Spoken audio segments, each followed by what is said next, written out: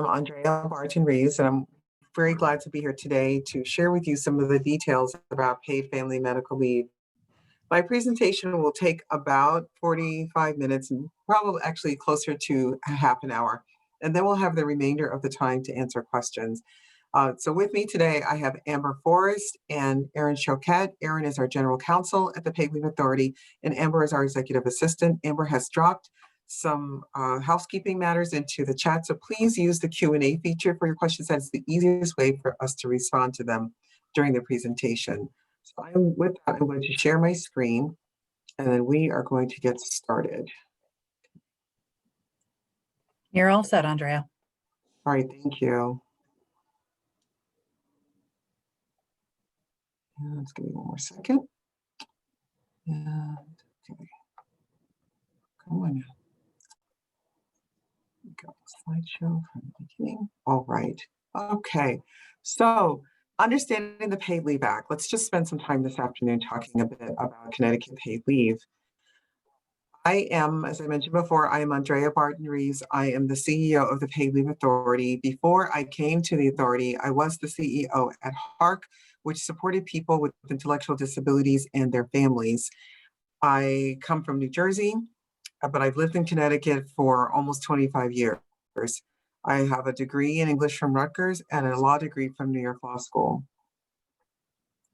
We'll talk a bit today about the paid leave program itself, the key dates.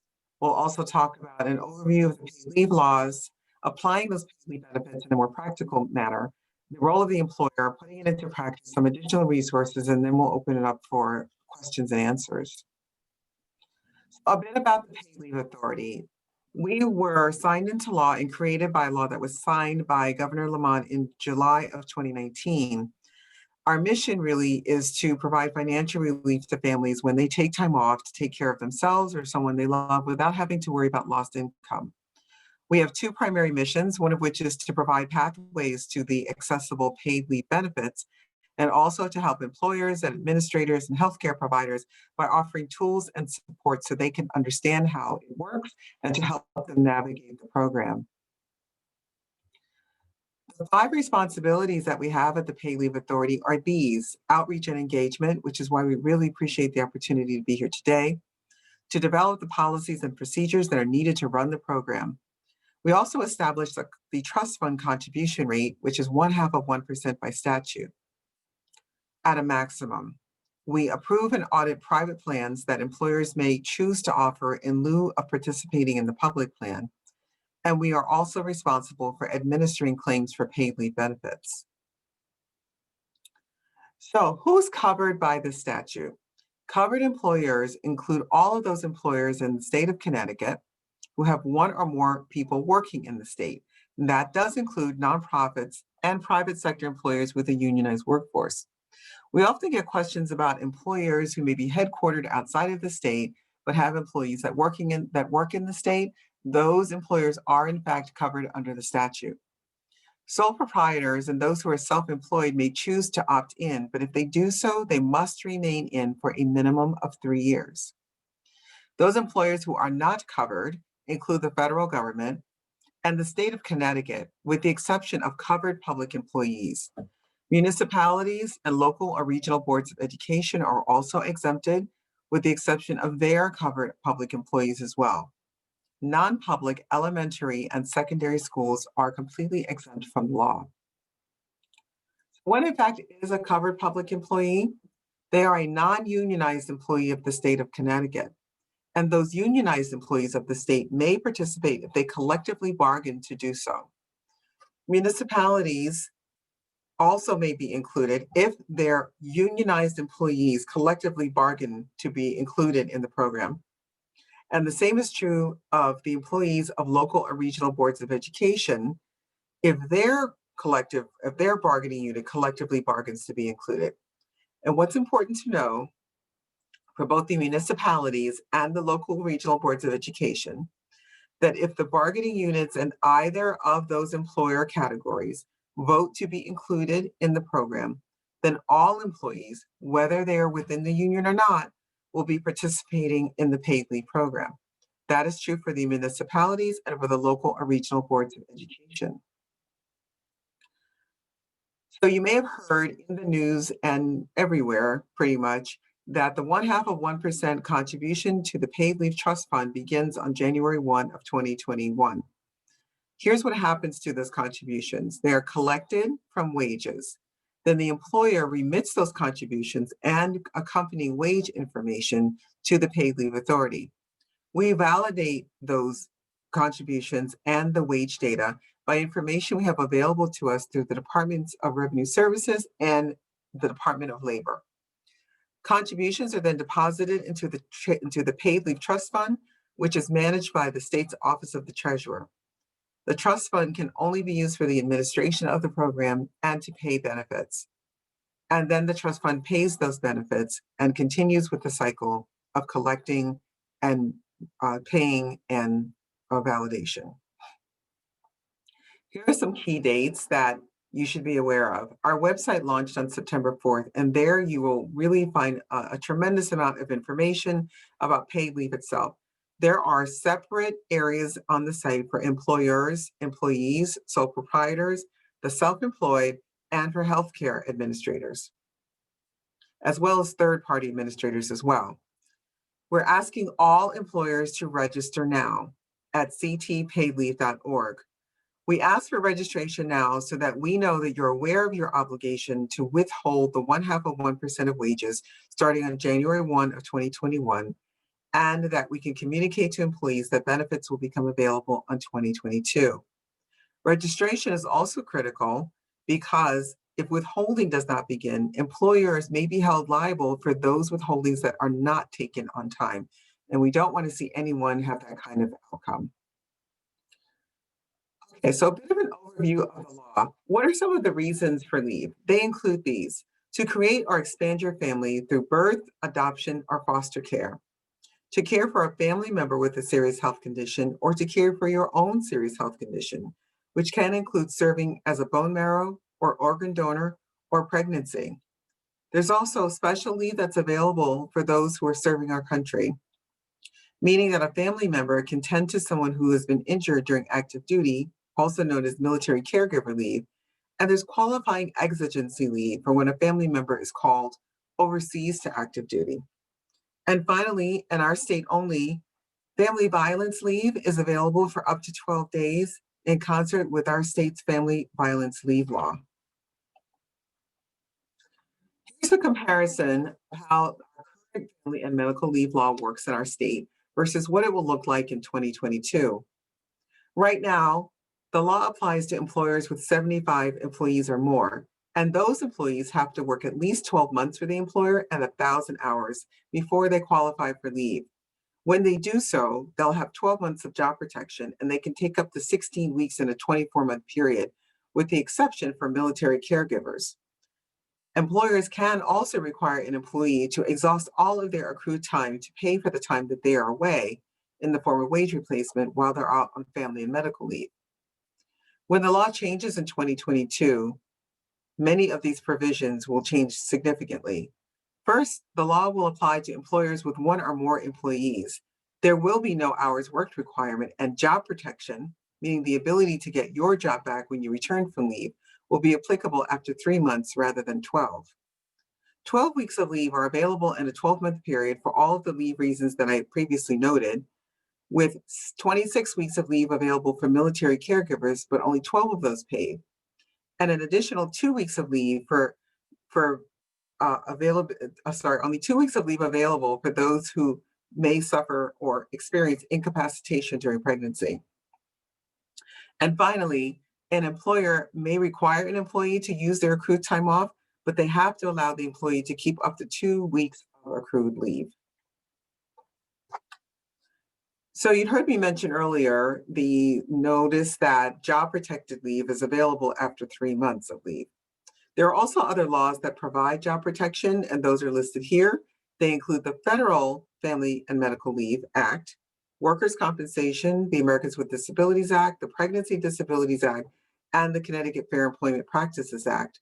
You can see that the ADA and the PDA already apply to employers that have 15 or more people, and the Fair Employment Practices Act applies to businesses that have 3 or more people. What will be new in 2022 is that income replacement will be available not only just under workers' compensation, but under the Paid Leave Act itself. But noting here that a person who is collecting benefits under workers' compensation is not eligible to receive benefits under the Paid Leave Act. The primary difference when looking at the federal law and the changes that will be coming to our state law is the definition of family member. So under the federal law, an employee can take time to care for a parent or a spouse and a child who's under 18, or if they're over 18, that time is available if that child has a disability. Under the Connecticut law, when it changes, an employee will be able to take leave and receive paid leave benefits for a much broader category of family, which will include a parent, a spouse, a son or a daughter of any age, siblings, grandparent, grandchild, or a person to whom the employee is related by blood or affinity that has such a close association to that employee that it is essentially the equivalent of a family relationship. So what exactly does that mean? It means this: any person with whom the employee has a significant personal bond that is like a family relationship, regardless of the biological or legal relationship. So an example of that might be, let's say the third bullet down, an aunt or an uncle who relies on the employee for unpaid care, and they've maintained a strong bond and relationship, and they're seen almost as a parent, a grandparent, or as seen as a sibling, or seen that way by a sibling. I think a more common example would be the second to last bullet, where we see that there may be folks who are living in an unmarried relationship where the person has a significant other with whom they have a familial spouse-like relationship, but they are not married, but perhaps they have lived as a family for a number of years. Under our current law, that person would not be able to take time to take care of that person and provide caregiver leave, although they may have lived with them, let's say, for decades. But when the law changes, that will be a possibility for those families. How long is the leave? Well, here's a chart that outlines that. The leave remains the same under federal, so essentially the federal law will not change. But the job protected leave is 12 weeks in a 12-month period, 26 weeks for a military caregiver, but as I mentioned earlier, 12 days for family violence leave out of that 12-week allotment, and an additional 2 weeks, meaning up to 14 for incapacitation due to pregnancy. Those same amounts of leave are also available when an employee applies to the Paid Leave Authority for paid leave benefits. And here is an outline of eligibility. Again, the federal law remains as it is. Eligibility means 12 months of work, 1,250 hours of service in the 12 months immediately preceding the leave. For Connecticut leave in 2022, job protection is available after 3 months, and there will be no hours worked requirement. In order to access paid leave benefits from the authority, a person has to have earned $2,325 in what we call the base period, and that is defined as the highest earning quarter of the first 4 of the 5 past quarters, and that can be earned from one or more employers. And that person is either currently employed and working in the state, or they have been employed and working for the past 12 weeks right before they apply for leave. They have to have a qualifying reason for leave, and the sole proprietor or self-employed can also apply if they've opted into the plan. How does this work with respect to employers? We ask employers to engage in this decision matrix. So every time an employee asks for time off, and that time off may be for a potentially qualifying FMLA reason, the employer should really be asking 2 questions. One of which is the employee eligible for job protected leave under one statute or more? And whether the employee is eligible for income replacement while they're out on the leave. And you should really ask both questions each time, and you'll see why as we go along in our slides. And first of all, it's because an employee can be eligible for certain types of leave alone, meaning federal alone or state alone, depending on how long they've worked, how many hours they've worked, other kinds of criteria. They may be eligible for both running concurrently or neither, but have a job protected leave as a reasonable accommodation. For example, let's say Pregnancy Disability Act or the Americans with Disabilities Act, or they may not have any job protected leave at all. Here's just a brief review of the primary statutes that apply with respect to job protected leave, and you have the federal FMLA and the state FMLA as it will change in 2022. And then again, a reminder to look at all those other job protected leaves that might apply. Then we turn to the question of income replacement. And here's some facts that might be important about that. So employees can receive benefits from both the paid leave authority and employer provided benefits. Let's say you have short-term or long-term disability or a pool of some kind, but those benefits cannot exceed more than 100% of the employee's regular wages. Generally, policies that are short-term and long-term disability do require that the employee exhaust their state benefits first. So they will be able to do that by coming to the paid leave authority and exhausting those benefits before they would be able to access short-term or long-term policies or other benefits that have that rule. As I mentioned earlier, a person cannot collect workers' compensation benefits and paid leave at the same time. And I'll just go to the other bullets behind it. I'll return to the job protection bullet in a moment. If an employer chooses to offer a private plan, then they are completely responsible for determining eligibility for benefits and making payments to employees under that plan. As I mentioned earlier, employees are entitled to keep up to 2 weeks of their leave, and employers may require under the statute for employees to use their sick or their vacation or other kinds of leave that they have. If employers have unlimited PTO, and we've learned that some do, they will have to determine how they may create a different type of rule or change to accommodate the entitlement to keep up to 2 weeks of leave. So now let me return a bit to the paid leave without job protection. There are circumstances when an employee may be eligible to get paid leave benefits from the authority, even if they don't have job protection. And here's why. An employee under the statute is eligible for benefits if they've earned that, excuse me, they've earned that 2325. Let me just take a little sip here. Excuse me. They've earned the 2325 during that base earnings period that we spoke of. They're currently working, or they've worked the 12 weeks immediately preceding the time for leave, and they have a qualifying reason for leave. If they meet those 3 criteria, they can apply for leave from the paid leave authority. But if they've only worked for you for a month, they have no job protection with you as an employer. So it's important to be able to have that dialogue so that if an employee applies to you for leave and they don't have job protection, but they otherwise qualify because maybe they've earned enough money and they've worked someplace else for long enough, they want to make sure they have a job to come back to. And you as an employer would want to make a decision about what that might look like and what that scenario might be. So it's important to have that discussion.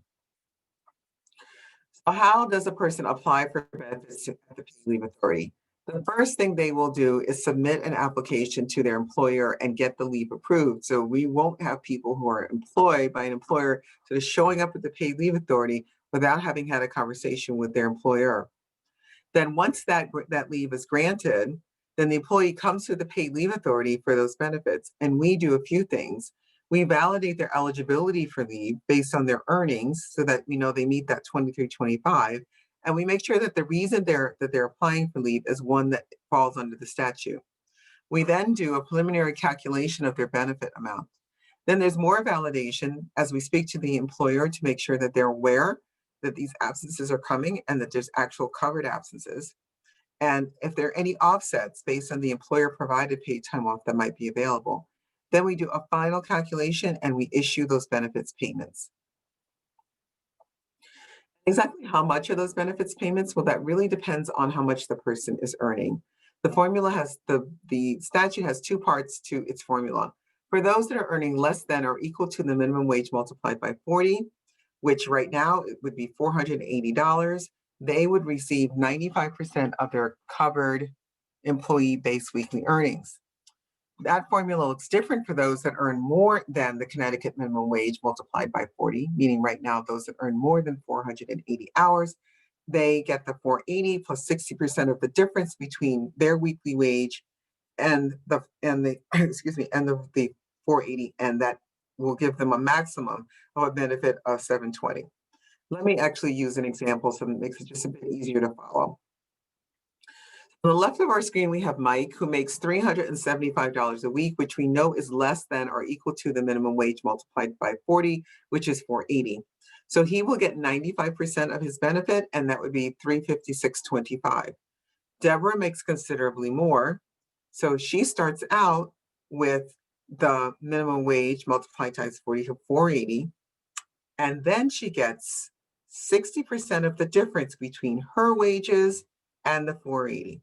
So you can see the math before underneath that is that she has 480 plus the 132 means that she gets $612 a week.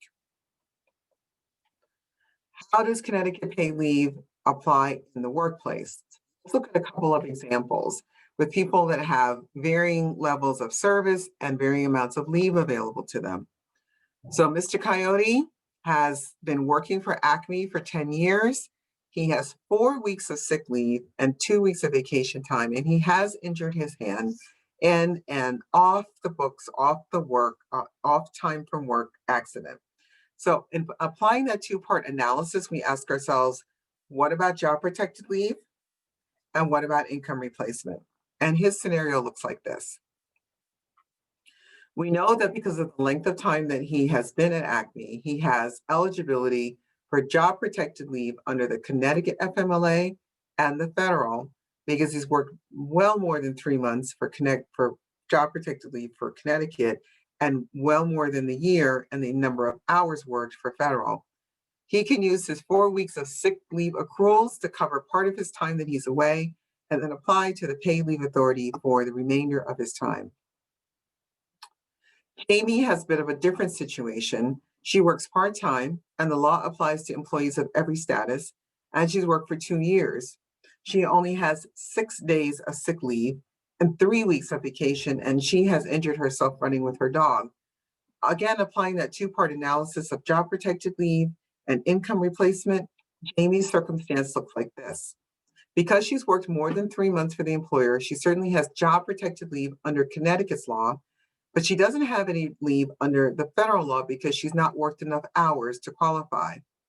She will use her sick leave accruals and part of her vacation, and then for the remainder of the time, she can apply for wage replacement benefits from the paid leave authority. For those of you who may have spouses that work for the same employer, here's a bit of news I think is important for you to know. Under the federal FMLA, if you're certainly large enough to consider that law applying to you, the spouses that work at the same employer have to share their 12 weeks of job protected leave to bond with a newborn or a child that's new to their family through adoption or foster care, or to care for a parent with a serious health condition.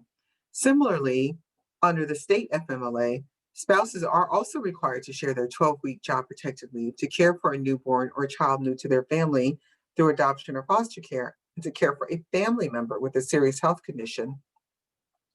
But under the new Connecticut leave law, the spouses will not be required to share their 12-week paid leave benefit. Just a bit about private plans, which might not apply to this audience because it's really for much larger employers, as we've seen, but I think it's just important for you to know about this, that the statute provides for a private plan option for employers that wish to provide that. Instead of participating in the public plan, there is no other opt-out or option with the exception of the employers that I outlined earlier in the presentation. If an employer chooses to offer a private plan, they must do so by offering the same or better benefits as the public plan. And it can cost employees any more than the public plan does, meaning the contributions have to be limited to 0.5%. And those contributions can only be used for payment of benefits or to administer the plan and for no other purpose. The employer must also demonstrate the ability to administer claims and benefits.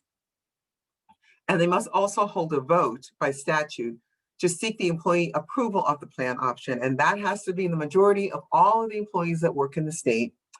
And they have to vote in favor of the plan. And that includes employees that might be out on workers' comp or other kinds of disability or for disciplinary reasons, suspensions and the like. It's all of the employees, has to be a majority of them. And then finally, the paid leave authority must approve the plan. And when we do so, your approval is good for 3 years, subject to a periodic review to make sure there are no substantive changes in the plan that might require a new employee vote. So for the private plan process, it works like this. Now you will register on the website and just indicate whether or not you're interested in a private plan. There is no obligation to move forward with that. Soon we'll ask you to come back to the Paid Leave Authority site and complete your application. And that will include uploading a few documents, a declarations page showing that you have insurance, the plain language guide, which we've created for you, which is a summary of the statute that you can share with your employees, and a proof that the vote has been held. For those employers that wish to have a private plan that is self-insured, they will also need to provide proof of a surety bond that runs in favor of the authority and is in the amount that is equal to all of the contributions that will be collected from employees for a year. We will review your documents and let you know of our approval decision.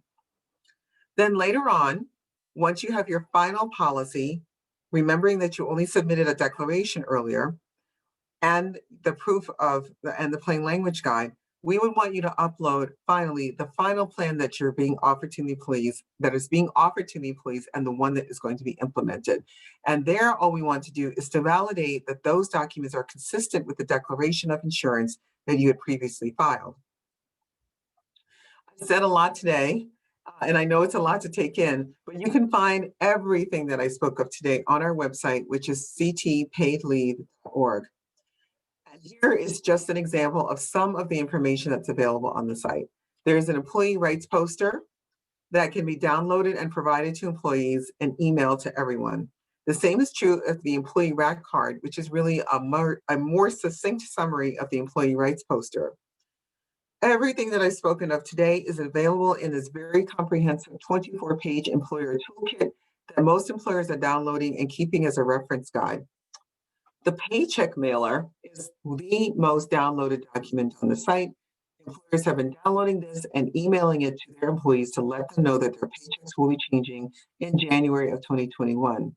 Finally, there is an employee fact sheet which contains the same information in a different form as the employee rights poster and the rack card. All of this is available on the employer section of the site. Scroll down to the bottom and you will see all of these tools available for you for downloading in English and in Spanish. So immediately, what are we asking employers to do? To register at ctpaidleave.org before the end of the year. If you use a payroll provider or any kind of third-party administrator, make sure they are prepared to process the wage withholdings and remit the withholdings. We know that we've worked with most of them and they should be prepared. If you use QuickBooks, Intuit has released an upgrade to their software that will allow for this withholding. We know that for sure, and you should have received a notice today, if not tomorrow. Educate your employees about the withholdings by using the information that I outlined in the previous slide, and please visit the site regularly for any updates that we might provide.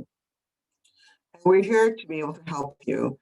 Because we're a new authority, we don't have a call center stood up yet, so you can reach us through the Contact Us portal on our site. There are also well over 150 frequently asked questions and helpful videos, all of which are also available in English and Spanish. And so I thank you for your time.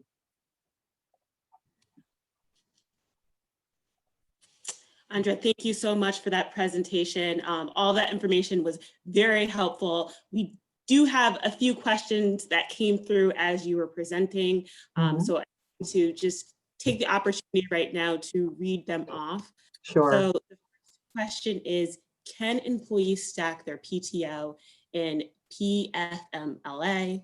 Oh, so that question disappeared on me. So I guess that has been answered. So let me just hang on just one second. So Amber, if you can just leave the questions where they are. Amber is extraordinarily efficient. If it's been answered or Aaron, they'll just take it out because that's what we do. So we don't get confused about the ones we've already answered. But if you could leave it in for these purposes, that would be good. Okay. Okay. So can I get the question again just so I can understand it? So the question was, can an employee stack their PTO and paid family medical leave at the same time? Okay, so we're asking that if you have a policy where you require your employees to use their time first, that they should be using that and then not necessarily stacking. We know that stacking can be a challenge, but while they're out on leave, most employers have a policy that employees have to use their PTO while they're out, as long as under the new law, they're able to keep their 2 weeks. So we're not really encouraging employees to do that. Erin, did you have something that you might want to add? You might want to add to that?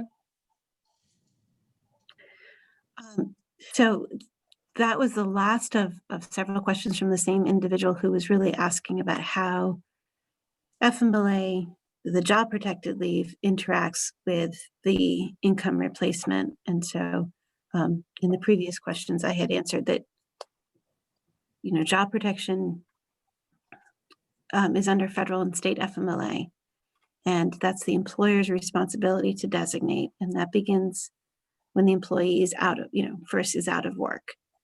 And then the question of income replacement is a separate question. And as you said, it looks at what the employer's policy is about whether they're requiring the employee to use their PTO first, in which case they'd come to the authority to supplement, or when the PTO runs out. Or if it's not subject to an employer policy, then the employee can choose whether to go to the authority first or use their earned accruals. Right. Okay. Thank you, Erin. She's often so much more articulate in answering those questions than I am. Oh, for some reason I turned my camera off. I apologize for that. Okay, here we go. All right. So another question I see here is about pastors. So pastors are not normally subject to Social Security or Medicaid either. So I assume office staff will have to participate, but not ministers who get a W-2 but pay Social Security as self-employed. So here's the thing. If you receive a W-2, we consider you an employee and you should be withholding the 0.5%. Those that are working in the church as staff, you absolutely are covered under the statute, and you too should be submitting the 0.5%. So it's the thing is that the way that employee is defined under the statute is extremely broad. So it's really very different than maybe what we're accustomed to for unemployment or Social Security or any other kinds of benefits. But if you receive a W-2, we consider you an employee under the statute and you should be contributing to the fund, but you'll also be eligible for the benefits as well.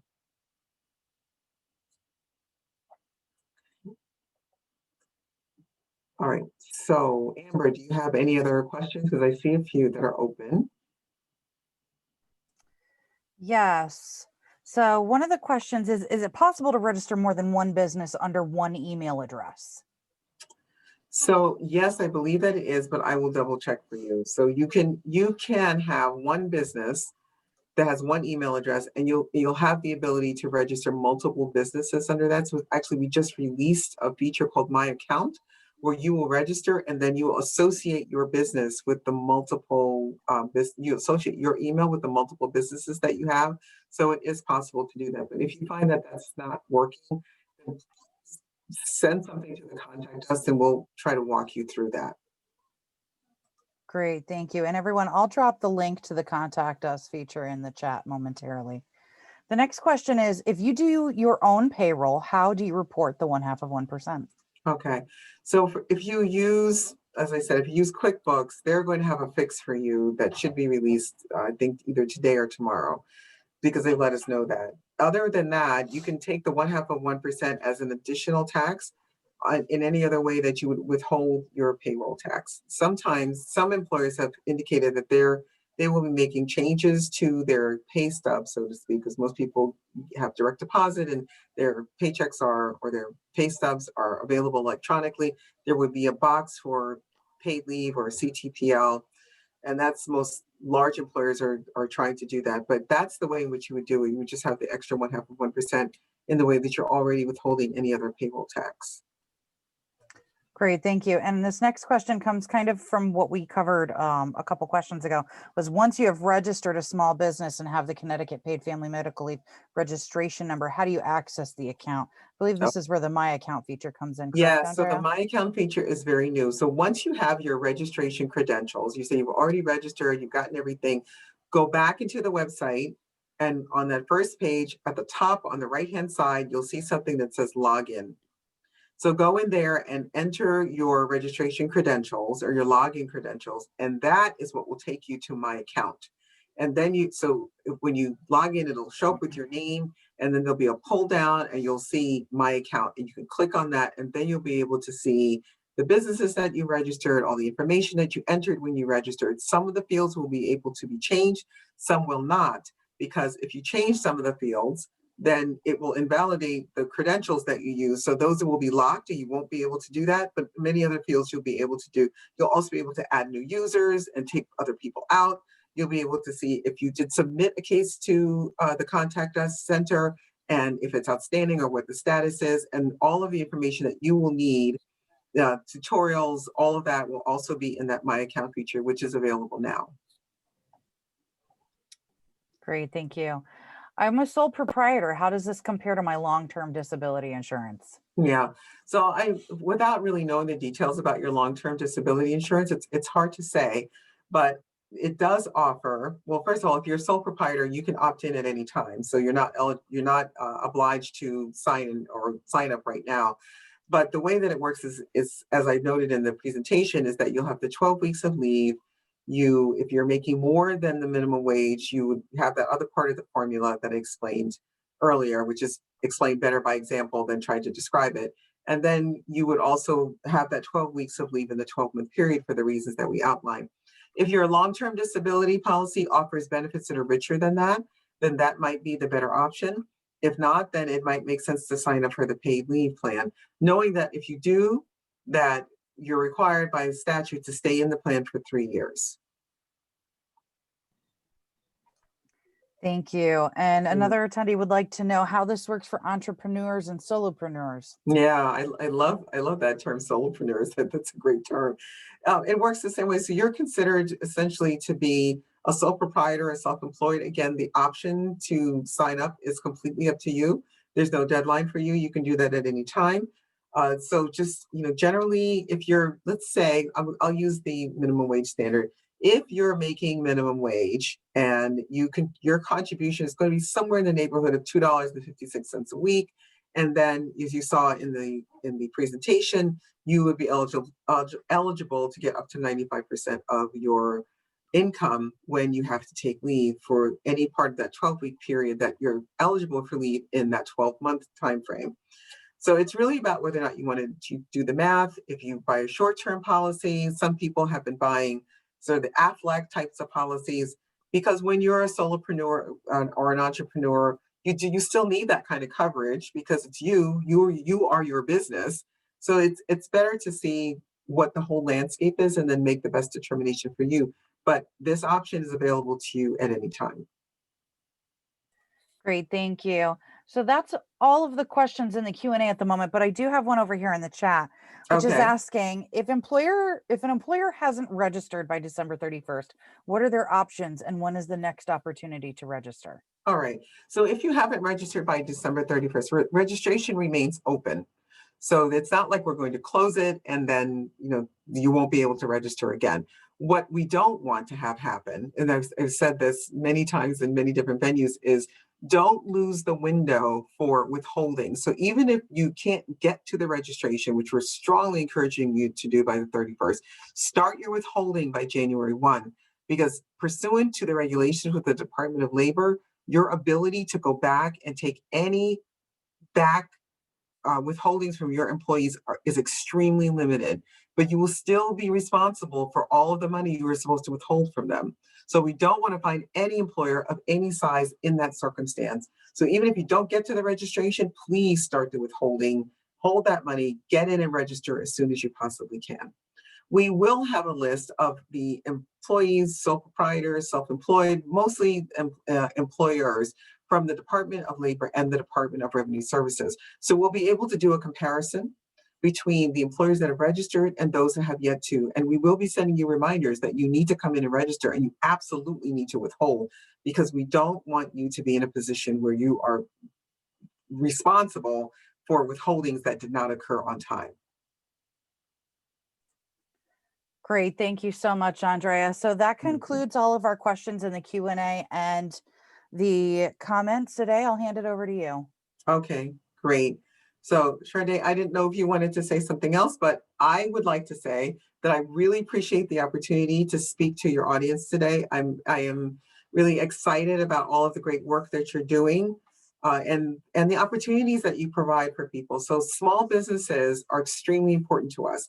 And so when the new year starts, our plan is to offer more training and support for small businesses so that you can really understand how family and medical leave works. We did a brief overview of that today. We want to break that down for you and perhaps return to you and provide more significant training around that so that you can know what to do and be able to support your employees and keep running your businesses. So thank you. Thank you for the opportunity today.